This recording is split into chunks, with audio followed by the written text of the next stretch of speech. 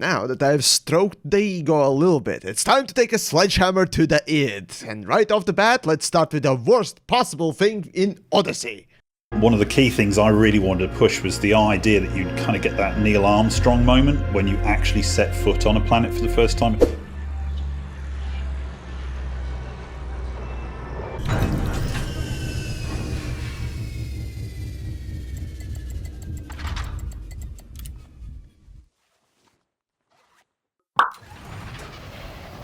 Boy, that Armstrong moment sure is disappointing. Man, I do remember Armstrong teleporting outside on the moon as well. Okay, the meme levels of marketing bullshit aside, the time to skin a cat is nigh. However, I will exclude any bad things that I see personally as developers both being capable and willing to fix and adjust for the release. Like that pathetic and arguably incredible amateur hour level crap that Apex Interstellar adders are. What with the insanely stretched out cockpit by what seems to be done by a literal baby, or the fucking untextured seats that not even the other alpha dares to put on their laughable program. I mean, seriously, how could you not texture the fucking thing? Anyways, none of that. I expect this sort of an absurd incompetence to never be on full release. So, what then do I think would end up on release, from what we can see right now? Number 5. AI movement. Yes, I really do think that the awkwardness and occasional nonsensical movement that the AI does either on the stations or especially on the ground won't be changing much, if at all, and we'll still be expecting pretty poor results come release. See, pathfinding, which I assume is the more faulty part of all of this, is not that easy to do well, especially for the endless procedurally generated planets and places. And sure, most bases are pre-baked and can be iterated upon. However, when Horizons, to this day, has very poor skimmer movement, and they simply float in the air, and that's all they do you really think that something that has to consider walkable surfaces and obstacles will do better? I mean, I'd like to see Frontier's MO change, but... Still, I frankly find these quite funny to see, regardless.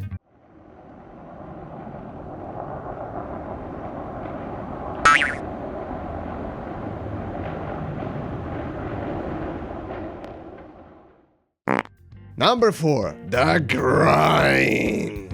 Back when Elite was new, players soon realized how grindy Elite was. Then came Horizons, and the grind exponentially increased. Knowing that, plus the fact that Elite Dangerous is a live service game, and for those types of products, the easiest way to keep player attention high with the literal lowest amount of effort is by forcing players to grind endlessly. And well, even on this phase 1, we can feel the gripping cold touch of the grind rifle. We already know that weapons and suits will be upgraded through engineering already. We can also see that there will be, of course, 5 levels of upgrades. Well, then the question is, why not 6? Why not 7? Why just 5? Or why not just 2?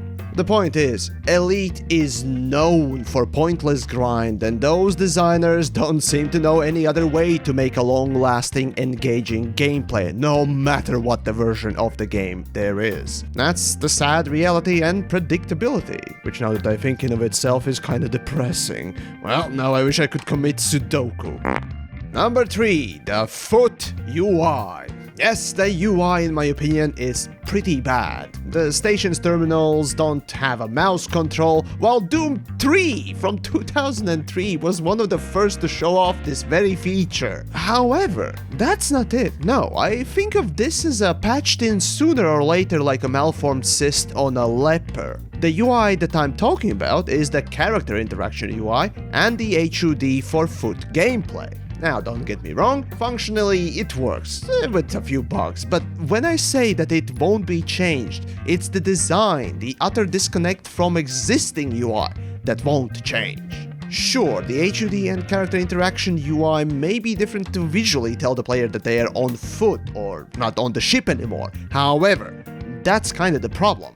existing UI for ships, when it's not getting annually explored by the marketing team, forcing a new library change for the ships to sell more microtransactions, in process of doing so also screwing up the rest of the game, the normal UI is fantastic. Sure, some facelift is needed, but generally UI for Elite is one of the key elements in its gameplay that makes it so easy to play. For SRVs, the UI did not change, and because of it, it was easy to get used to it. Now, however, it's not just differently colored, but it feels un-Elite-like UI. Be the icons or status meters over NPCs, or be simple navigation HUD elements. It all feels like you suddenly went from using Windows 10 to a Linux with year 2000 designed language. Artistic cohesion that Elite offered now is being threatened by frankly obtuse and by even normal FPS standards, quite tacky design. As for the character interaction UI, lots of negative space on the dialogue options, which makes me wonder if the UI artists even have an art diploma. And the amount of immersion dialogue screens too question the conservative nature of this design.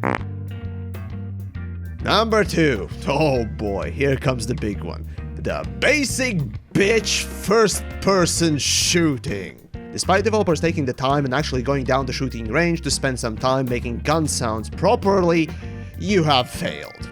By no means it's not functional, because it is, but like pornography, the real thing often is less exciting than watching the edited version. There are two parts of this that utterly fail for me: the sounds and the gunplay. Let's then begin with sound. I understand that Elite is a more realistic game, but in space fights we often hear lasers being shot by us as well as at us. So Elite often takes the entertainment approach over realism when it needs to count. Yes, that's a good thing. However, when I use the starter pistol, a kinetic click click bang weapon, I hear this.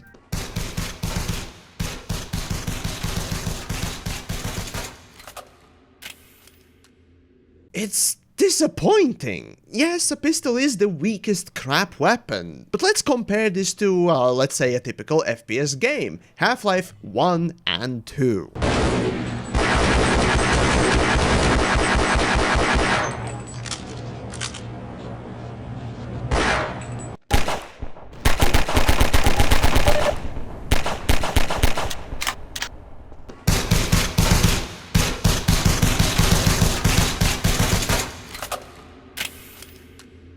Each one knows to make the sound a bit more umphier or special. Otherwise, if this is your opening hand, then how can you get the player excited about the next bigger weapons? It often is a very bad sign when the sound of the worst weapon fails to impress in any way. For Elite, the starter pistol just sounds like crap, and then when you shoot it, it is crap. No matter if it kills in one shot, and all that because of the sound, and a few other effects.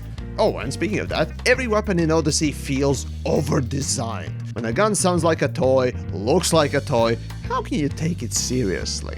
The visuals truly leave a lot to be desired. Either the artist went over the board with the rolled off edges and over-designed exterior, or it was some stupid mandate to make them look like toys in the first place, and thus more futuristic. If you want to see futuristic guns, look no further than my all-time favorite weapon, F2000. It's a real gun and looks like no other. Or maybe look at AUG, my third favorite. These and other real-life weapons can inspire amazing designs that do feel realistic. But what Odyssey got is a fucking Nerf gun with semen as paint job, while laser weapons look far too slick when you actually remember that the real lasers within this game's universe look like this. But what about the gameplay then?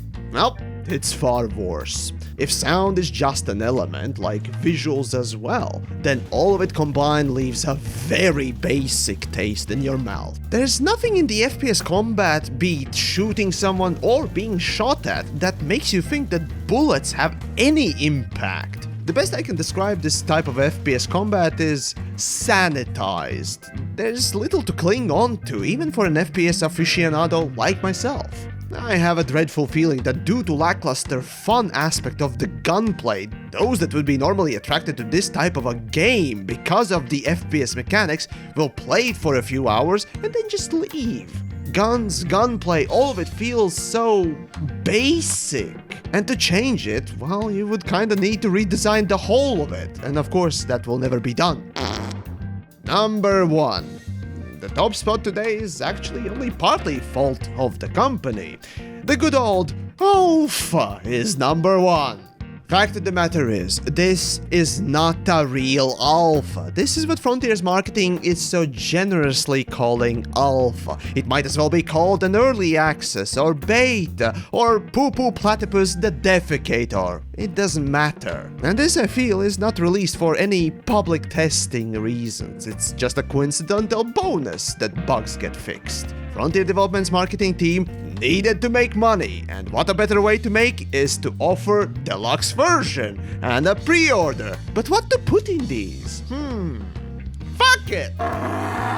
Let's push out the game early, in stages, so that media would cover it for longer, due to that also create fear of missing out phenomenon for masses, and thus, let's fuck up the release by forcing this early segmented release and subsequent knee-jerk patching requirements to our developers. By the way, yeah, you're not missing out literally anything important, so don't worry about missing out. Moreover, because they chose to call this version a poo-poo platypus version, we give ourselves and the more zealous customers a reason to run around yelling at every critique or even non-positive comments about this version that it's not done yet, don't judge it. It's just a poo-poo platypus version, you guys, they will fix it. All the while chasing the deluxe version money. Last I checked, deluxe did not mean broken product that you sign up for as a reverse employee tester. But hey, this goes on the whole industry, mind you. And yes, Frontier did this already with the main game's launch, which was more called for because of the crowdfunding. However, Horizons having it was frankly inexcusable. Of course, this also goes at the public at large. Defending a product that is so-called poo-poo the platypus or whatever, when you offer it for sale as a product feature, still is valid to judge it no matter how you scream the opposite. Sure, there are considerations that must be taken into account, but shouting down, "But it's just alpha," kinda does bring out some good old memories for myself of this one thing. You know the thing? So all I can say is, think before willingly ignoring the bad stuff, and just the same with overhyping the good. Remember the platypus. But overall, that's about it on the worst list. As expected, I was a bit more ranty on this one, so do tell me what is your worst list, or maybe just simply tell me how alpha this thing is in the comments. I'd love to see. Regardless of the passive-aggressive comments as if I'm an employee of a certain company, if you want to genuinely support my work and coverage as well as content I make, do check out the Patreon down below. Otherwise, maybe if you need more positive yamiks, well, do check out the best things list. There is some good too, remember that. But as always, don't make excuses for a company.